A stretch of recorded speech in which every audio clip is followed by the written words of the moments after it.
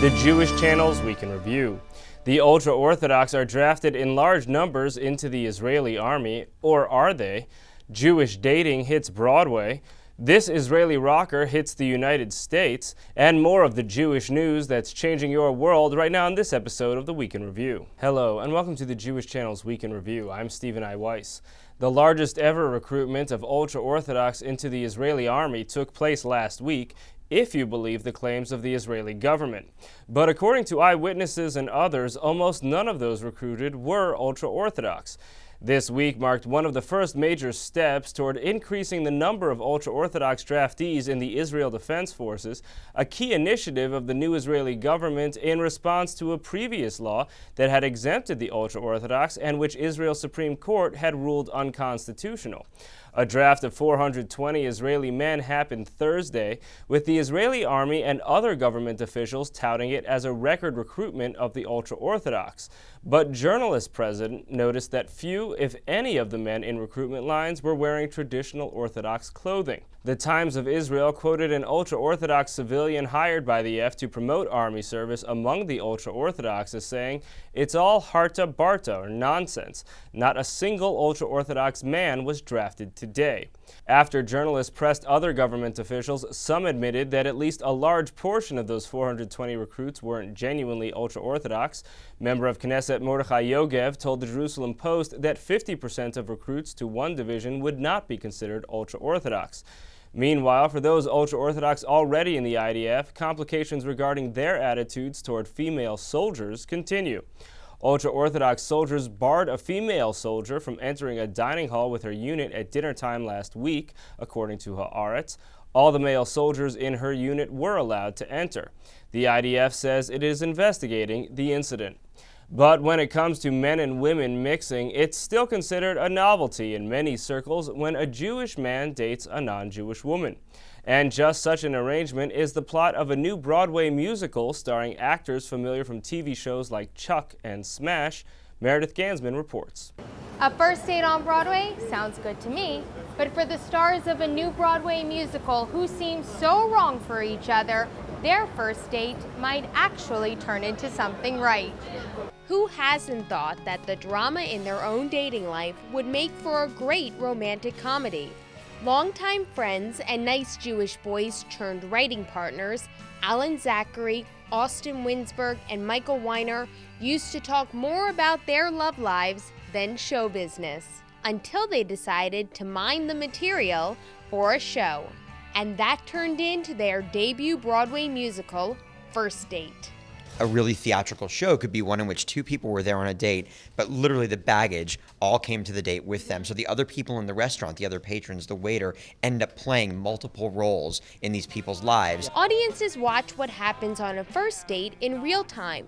The first impressions, the awkward pauses, the trepidation when the check comes, and all that baggage people bring, exes, ancestry, and best friends' expectations whispering in their ear.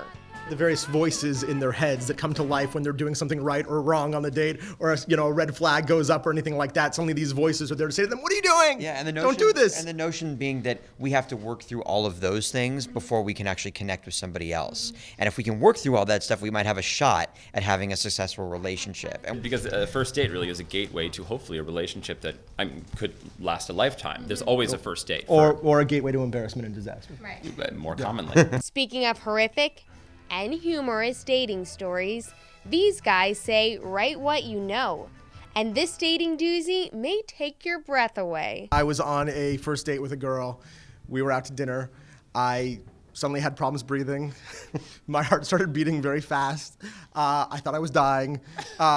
Hyperventilating, and she ended That's up, called a panic attack, that right? I didn't know it was a panic attack at the time, so hence... I thought it was a heart attack. I thought it was possibly a heart attack. I didn't know what was happening, so hence somehow she ended up driving my car back to my parents' house, which was about 45 minutes away, while I was in the passenger seat, while an ambulance was there waiting at our house for me. Turned out it was just a panic attack, and my dad had to drive her home. that night.